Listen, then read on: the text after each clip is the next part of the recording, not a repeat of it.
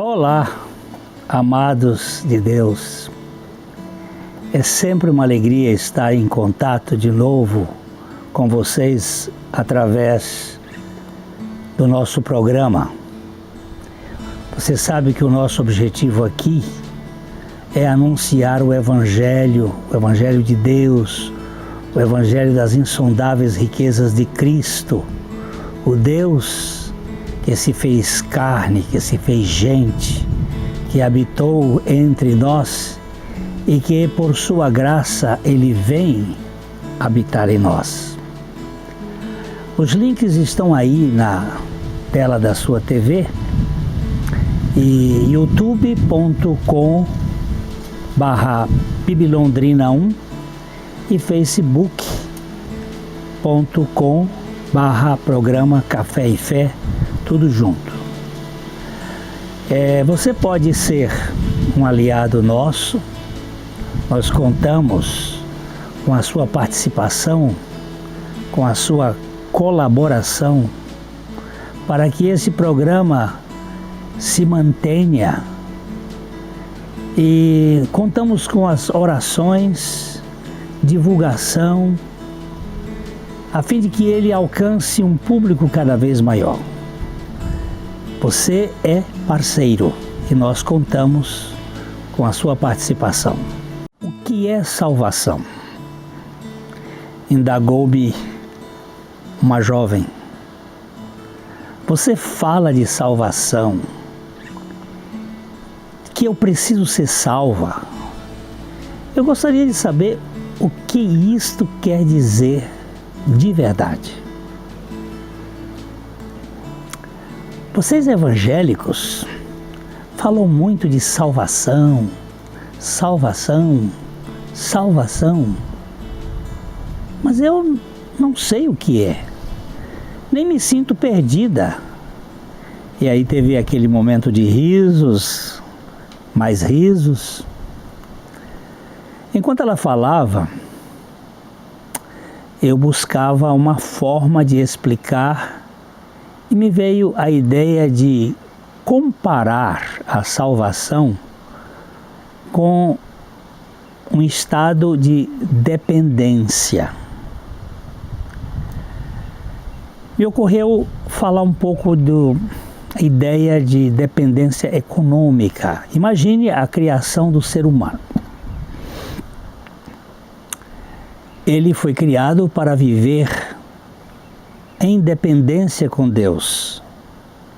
Nada de autonomia, de andar com as suas próprias pernas em si, mas dependendo da suficiente graça de Deus.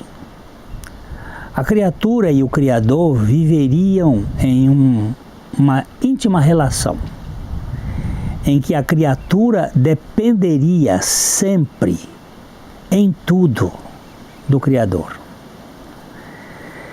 Ela viveria num estado de dependência plena. O pecado foi a quebra desse estado.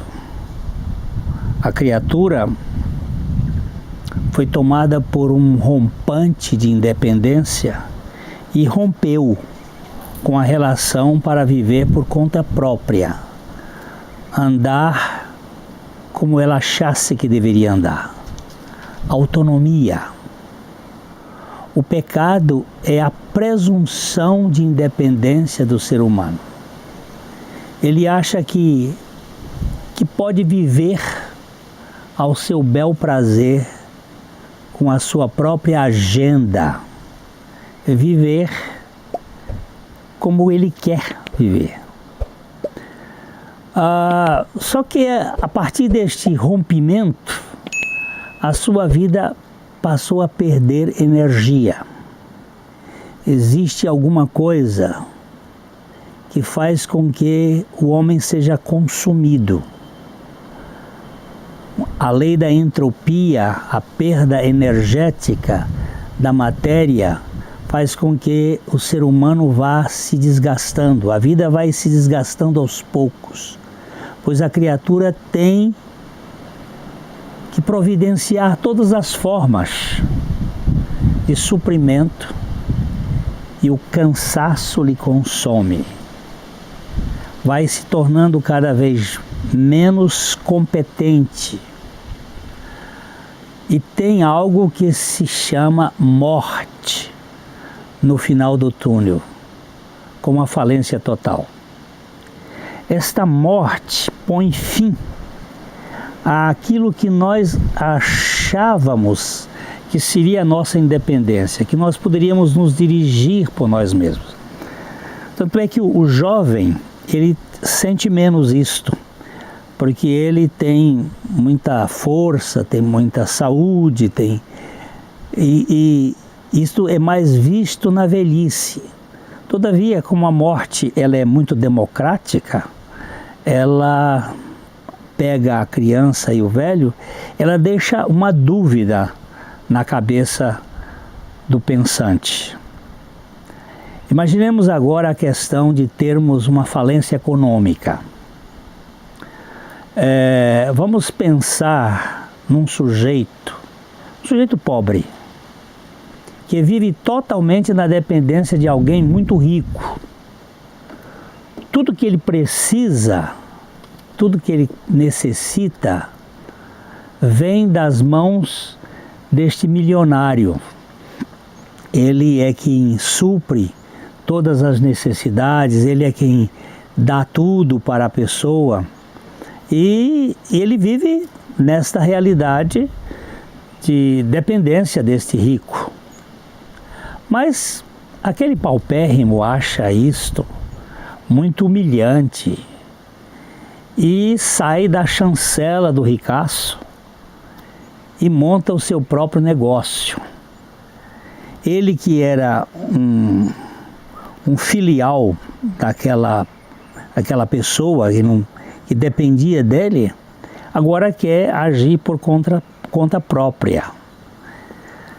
E as coisas agora, nesse momento inicial, vão de vento em popa. O sujeito fica rico, aquele pobre agora é um milionário. E ele vai e trabalha e ganha e se torna uma pessoa bastante próspera. Ele se sente muito forte e capaz e se orgulha de viver da sua capacidade e começa então a falar que ele se faz por si mesmo. É aquela mania de eu conseguir por minha própria capacidade, esse self-made que o sujeito se faz. Ele bate no peito e fala mal do capitalista que antes lhe dava tudo em troca de nada. Antes ele era um dependente, agora se acha um autônomo, independente, senhor da vida. Isso é raciocinando do ponto de vista financeiro.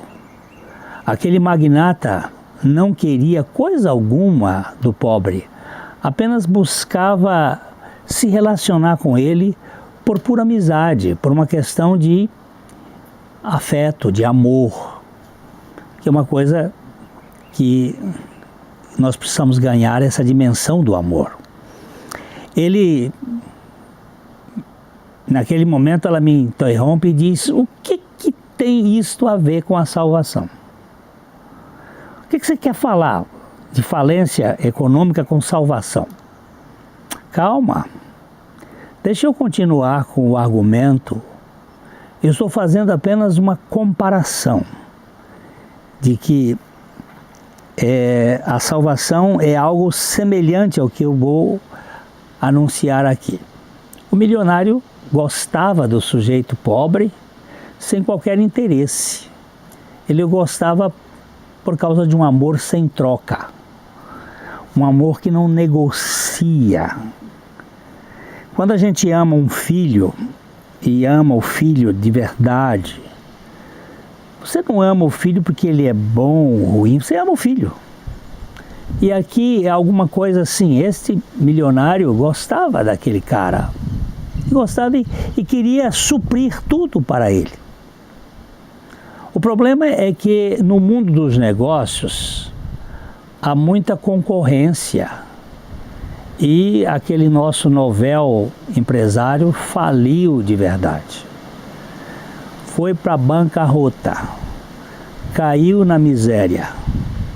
Falido, ele se encontra agora em depressão, ele se encontra agora humilhado. Ele que falava tão mal daquele seu empresário, aquele seu homem de amor, que lhe dava tudo, ele agora vai envergonhado. Na bancarrota ele perdeu tudo e não sabe o que fazer. Nesse estágio lamentável de penúria, o antigo amigo se aproxima do mendigo e se propõe ser, de novo, o provedor de sempre. Ele não perdeu o amor por aquele fracassado. Ele o amava, ele o ama e ele o procura e se propõe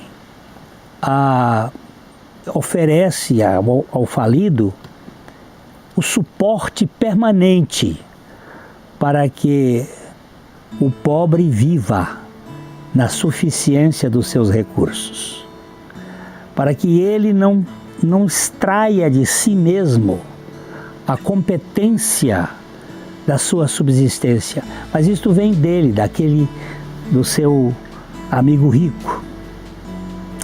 Ele diz ao pobre: tudo o que eu tenho pode perfeitamente lhe suprir e eu tenho prazer e alegria de suprir você da melhor maneira possível. Então, a parceria é de total dependência. Aquele homem amoroso quer que o outro viva na sua relação de total dependência em consequência de uma plena e pura comunhão pessoal.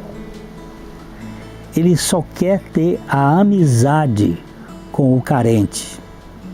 E isto, o rico só quer relacionamento e companheirismo. Só. O indigente não precisa conquistar o reconhecimento do banqueiro, do milionário, e nem se preocupar em merecer a sua atenção. Agora, o pobre é aceito, e uma vez que ele é aceito e amado, não por suas qualidades pessoais, mas pelo caráter e o coração do Granfino, ele está salvo da falência. Ele não precisa mais ficar preocupado em processar os negócios de maneira que ele tenha que sustentar. Ele vai trabalhar de maneira mais leve, sem a arrogância e o orgulho de ser um empresário de linha, de proa, para passar por cima dos outros. Isso é uma hipótese. A única condição para tal amizade é a dependência total do carente. Eu quero que você fique tranquilo. Eu não vou exigir nada de você. Ele tem que se limitar à inteira convivência daquele homem rico e depender integralmente dele. Precisa ser salvo de si mesmo, de sua arrogância, do seu egoísmo, de sua presunção de que ele se basta. Agora, este falido tem duas opções: sentir-se humilhado e negar a possibilidade de restauração, ou humilhar-se e viver na dependência do dono do mundo. duas opções: rejeitar a proposta ou aceitar a proposta. Ele era pobre, ficou rico, ausentou-se da comunhão daquele que o ajudava antes, e agora ele está retornando. Ele pode não querer, ou ele pode aceitar a proposta do homem rico. A salvação é o meio de fazer o falido ser liberto da sua falência através de um relacionamento pessoal e permanente com o Todo-Poderoso.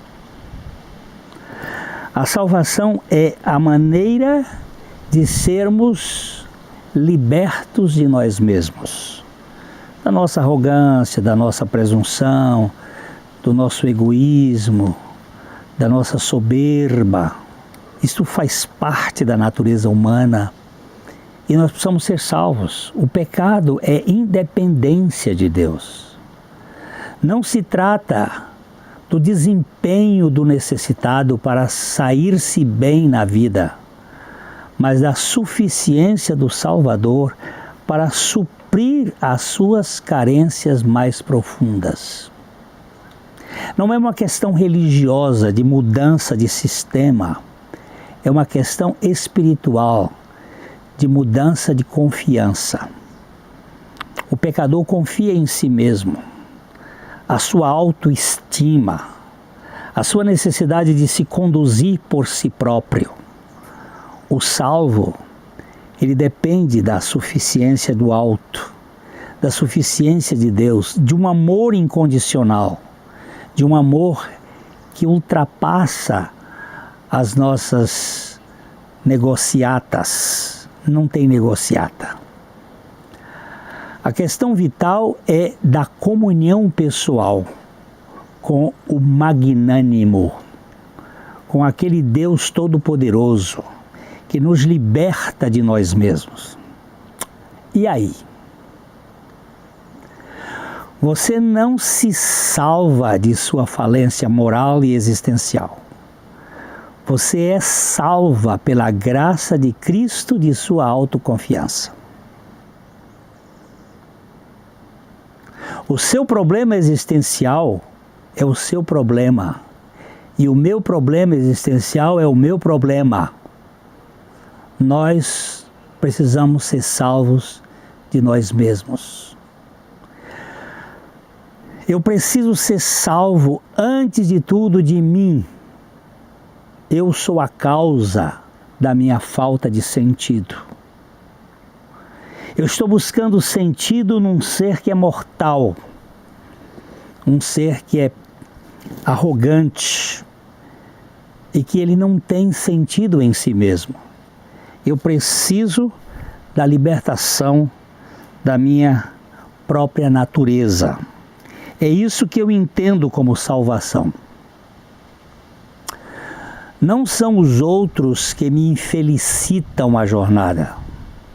Sou eu que fico insatisfeito com os outros.